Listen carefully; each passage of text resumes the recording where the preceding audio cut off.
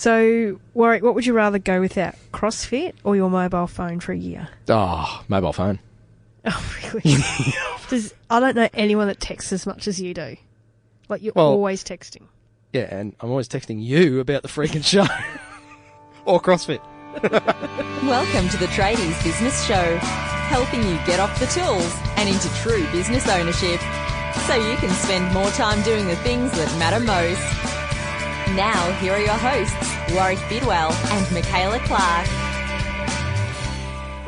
So welcome back to the Tradies Business Show, and Michaela's just quickly coming back to the microphone, and I'm going to put the photo up on the show page for this episode, but she was just on her phone while I was waiting to hit record. Which is funny because I've been waiting for like hours for you today, texting everybody and looking at yourself on the Facebook photo. That's awesome. And I just happened to answer a client inquiry. Blah, blah. Because I offer high-level customer service. Do you know I have the same excuses, Michaela?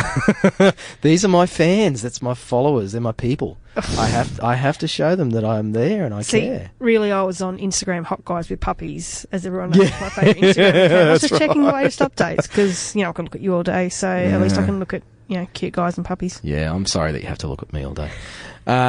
So, CrossFit, mobile phones, got nothing to do with today's episode. Because what we are going to talk about is being a pleaser. Yes. And in actual fact, it probably does have something to do with that whole racing to the phone to comment and reply and post stuff and answer client queries really quickly. And, someone's ringing, I better get the phone. We're talking about prostitutes today. Oh, we are. And not that kind, but it's a bit of a behavioural thing. There's five human saboteurs, 5 behaviours that sabotage our results and our outcomes in life. There's the victim, there's the know-it-all, but one of them is commonly referred to as the prostitute or the pleaser. And I see this show up with a lot of my my tradies business wingman clients and people in business that I talk to, is that they're racing around trying to keep everybody else happy and trying to please everybody as a pathway to getting results. And there's nothing wrong with wanting other people to be happy and looked after, so don't get me wrong on that one. But, Michaela, this can go a bit too much the other way, can't it? It can, and I must put up my hand here and say I am a sufferer. I used to be. I'm a reformed sufferer. People pleaser. You're a reformed pleaser. Yes, we'll use a different terminology on today's show. You.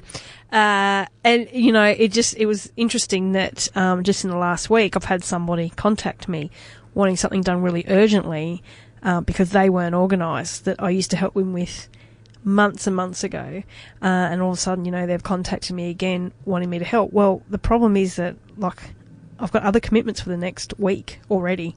But what was your urge? What was your dilemma? Well, it was like, I better help them because I don't want to let them down, and then I knew but I knew by helping them it would impact my business directly because I'd either have to work later or fit it in over other priorities that are much higher. For my chance to say, yes, I better help them because I've always done that. I've always been at their beck and call.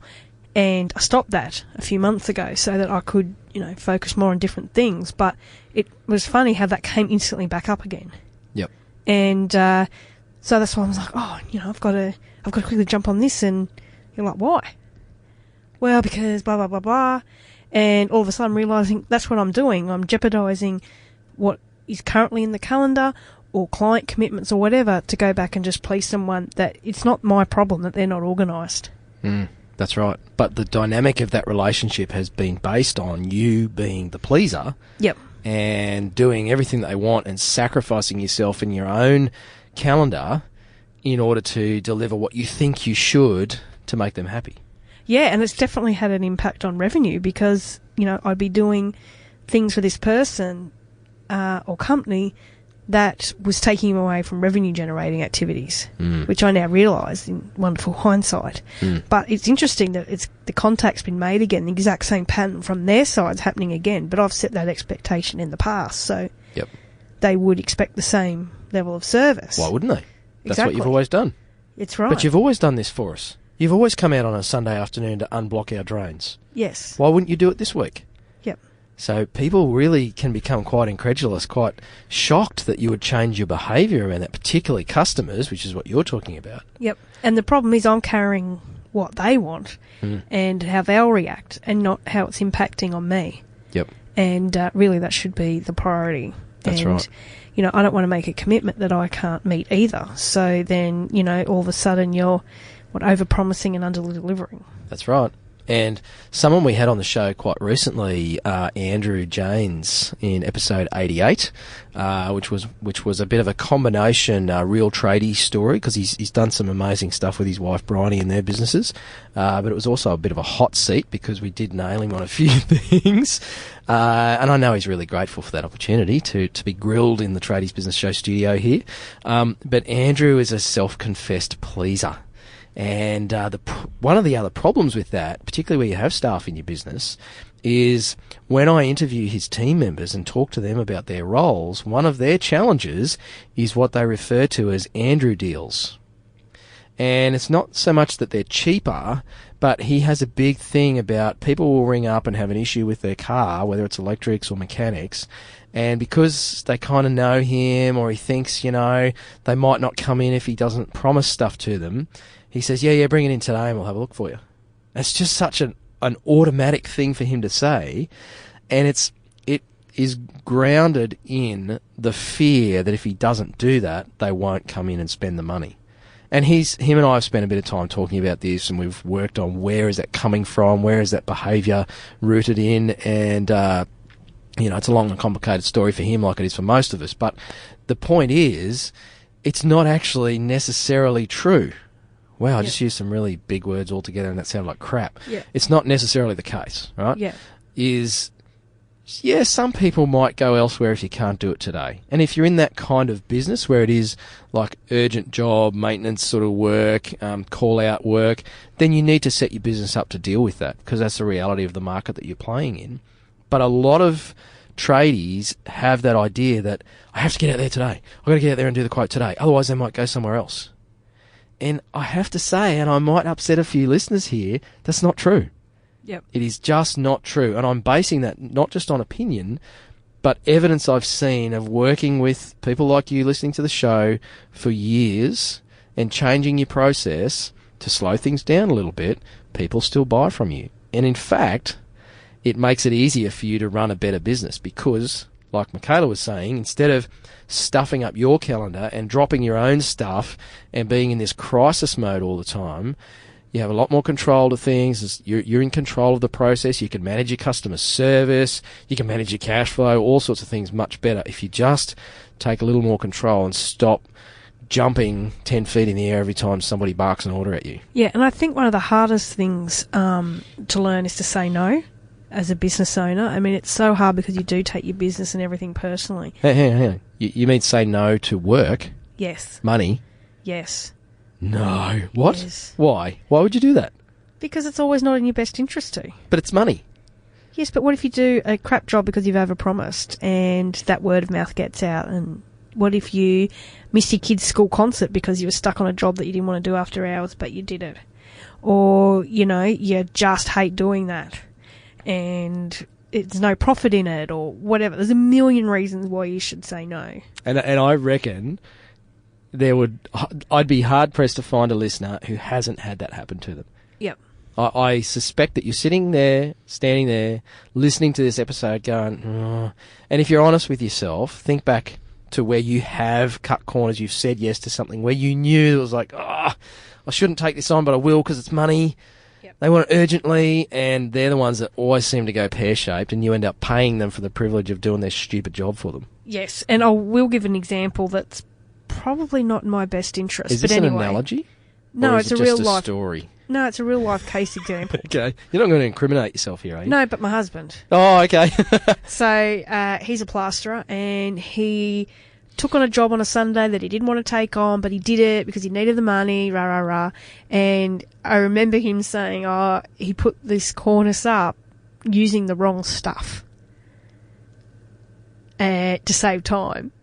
Knowing when he was doing it, it was the wrong thing. I can see where this is going. And then, of course, a week later they rang back and said, it's coming down, it's not sticking, maybe the weather or the storm affected it. He's going, yeah, probably. And he went back and he fixed it for nothing, but I gave him the biggest lecture about why take shortcuts when you know it's going to impact you. So that shortcut, cost him hundreds of dollars because he had to go back again, redo it, and not be able to charge the customer for it. Probably cost him the profit on the job almost. Yeah, he would have lost money on it. There you go. So lesson learnt the hard way. Luckily, it was only a small job, but I did put him in the naughty corner and say, don't do that again. And that's the thing is... He's a great plasterer, by the way. Yeah. He does really good work, yeah. If you need a plasterer, north of Brisbane. But that's the thing is so often we're so worried about what might happen if we say no, but we don't consider the impact of saying yes has. And as a consumer myself, I would rather you tell me that you're not the right tradie for that job, or that you're fully booked and you can't get out there until next week. And you know what? I just appreciate your honesty. And if you're really smart about it, you might give me a referral to a couple of guys and have pre-arranged with them that, hey man, if I've got any overflow work or some of these smaller jobs that I don't want to do and I flick it to you, send me a carton and I'll keep shooting the jobs over to you. Yeah, and this had I'll give a little bit of a plug actually to one of my clients because Ned from Richards Electrical, G'day, Ned. Hi, Ned. Came out and fixed in inverted commas my oven and washing machine, but basically they were doomed. And yes, he could have maybe fixed them and made a couple $100 out of it or whatever, but he was quite honest and said, look, you're really, you're worthwhile paying for some new stuff. And we have a very expensive oven. Well, it was very expensive, but obviously not very good because it didn't last very long. But so he did that, which a lot of guys. But what he also did was in his email give a long explanation as to why, but included links into where I could buy similar purchases from. So actually took it that next step further. So I thought that was really something different. That I could just click on that link and compare the prices as to what he's quoting. For the service. So it's like he did himself out of work, but it was for the benefit. So a little bit of honesty can go a long way. And he's saved himself a drive to Whoop Whoop where you live, because it's like... Are you saying you just didn't want to do my job? Maybe. He was too worried about, I don't want to do a job for the co-host of the Tradies Business Show. What if it all goes wrong? But here he is getting a glowing accolade because he said no. He did, yeah. And we appreciated the honesty, and I now have a fancy new washing machine, which is 10 times better than the 20-year-old one that the mother-in-law bought. Yes! Even better. But if you had more electrical work to be done, who would be the first number you'd ring? Well, his, of course. Yeah, and not just only because he's a client, but because he was honest in that, and Yep. I know we do live a little bit of way out from where he is, and he still came out and everything. So, I really do appreciate that kind of honesty. So, learning to say no is actually a very powerful way to grow your business, and that sounds like a bit of a wanky cliche, but how you say no is important, and you don't just go around saying, no, I can't do that, but being smart about how you turn work down in favour of doing work with your best clients. Yep. Because if you're busy doing work for people that you don't want to do work for, when a perfect client rings up, you're going to be booked up with crap, and you'll say no to them, and they'll go, well, I'll find somebody else. Yep. So it's a really hard thing to do, and sometimes it's hard to know what your sweet spot is in terms of clients. And so that's something that you need to do is go away and figure out, well, who are my ideal clients? Like, who's my sweet spot out there in the marketplace? And I know one area in particularly a lot of my clients struggle with is when with Tradies VA and we're doing their phone and bookings and their quotes and booking them into their schedule, we often say have a quoting day or have particular times where you'll quote, and so that you can be more productive and do them all in the same day or whatever. A lot of them really struggle to not be on call for quotes. I'll just drop everything and go out. And it's like, well, Yep. I get this being flexible, but there's also, scheduling that time so you're doing all the quotes in the one day or you're doing it 2 times a week in the same area or whatever. Mm-hmm. It's something to really think about. So part of getting out of this habit of being a pleaser is, it's to say no, but it's also to position people and just communicate honestly with them and educate them a little bit, because The thing is, consumers don't know what's involved in being a tradie or a trade business owner necessarily. And most of the times they have no idea what work is involved and that you have 1,000 other clients. Not that they care.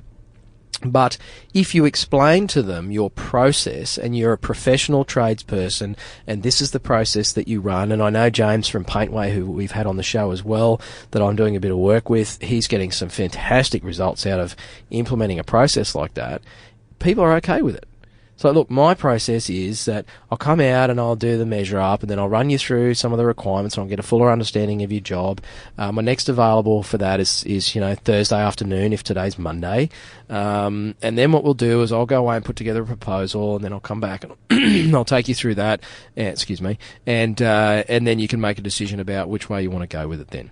And just doing something simple like that has taken so much time pressure off, not just off James, but everybody that I've seen implement that process, and puts you back in control of your business and back in control of your calendar, to be honest. And your life. You've got less overwhelm, less stress. There's so many other benefits to the word no. Yep. So if you're a pleaser, if you're finding yourself racing around trying to please people as a way to succeed and get ahead in business, just flip that on its head. Try saying no to the ones, and you will have a gut feeling, listeners. Yep. I guarantee you'll just have that feeling in your gut about, this is one of those ones. Dunk always says to me, I knew I shouldn't have taken this job. Don't. And it always turns pear-shaped. So, yeah, when you have that feeling of, this one smells a bit fishy, I shouldn't be doing this, is just back away gracefully and say, look, I just don't think I'm the best person for the job, but I can recommend my competition, go and send them broke. Yep. But it's even coming down to now, I'm terrible, answering your phone after hours. Oh. When So if your clients are texting you or ringing you after hours, I mean, unless it's emergency unless type you're work, a breakdown service. Yeah. Why? Why are you responding to them? Give yourself respect in your family or whatever you're doing. They're not going to go elsewhere because at 8 o'clock you're not replying to their text. And if they do, they were probably going to anyway. And if that's not your business, it's like if you're a plumber, you wouldn't take calls for electrical work. Yep. And yet, this is the thing. Because you're a plumber, you think, well, I'll take all plumbing calls. Whether it's maintenance, new work, breakdown stuff, emergency call-out. Now, if that's not your core business, if you're not a call-out guy, if you're not a 7-day-a-week, 24-hour guy, don't take those calls because that's not your business. And I tell you, you will ultimately stuff it up. It'll cost you money. You won't do a great job with those clients and you'll get a bad rap for everything. So you're better off sticking with your core business. And Michaela's looking at me because I'm waving my arms around and making a fist, and I'm going to punch the wall in the studio. Yeah, I'm going to think, wow, there's another episode in that. So hold those thoughts. But so action item: learn to say no the right way. Yep, and the overpromise, underdeliver. That's related to the same thing. You're better off underpromising and over-delivering. Yep. So promise me 10% less than what you know you can deliver, and then deliver me the full 100%, and I'll be stoked. Promise me the 110% that you think I want, deliver me 100%, and I'm going to be pissed. Yep. As a consumer. So, again, it's just managing people's expectations. Saying no, just pulling back on what you promised me. If you know you can get it done by Thursday, promise it by Friday. And get it done Thursday afternoon, and I'll think you're a hero. Yep. On that note... Are we done? I think we've ear-bashed our listeners enough for today done. and gone down their throat with advice. Well, we're here to help our listeners, Michaela, and we get passionate because we can see that tradies have such a great opportunity. And we're also passionate about Tradies Business Toolkit. So if you do want more help with your business, there's online training videos and templates and tools and all kinds of cool stuff on the site, as well as a private Facebook group, which is full of tradies offering each other advice, and we're in there answering stuff and being silly as well some days as well. Mm-hmm. So for just US $1, you get the first 30 days, so you can check it out. If you don't like it, piss off. If you do, keep paying us US $27 a month, which is like $30 to $40 for Australian. Hopefully the exchange rate picks up. Yep, $1 a day, and we guarantee you'll get more value than that. Absolutely. So, thanks for joining us, listeners. Stop being a prostitute, and we'll talk to you next episode. Until then, Bye. You've been listening to the Tradies Business Show with Warwick Bidwell and Michaela Clark. Want to get off the tools and into true business ownership? Find out how at tradiesbusinessshow.com.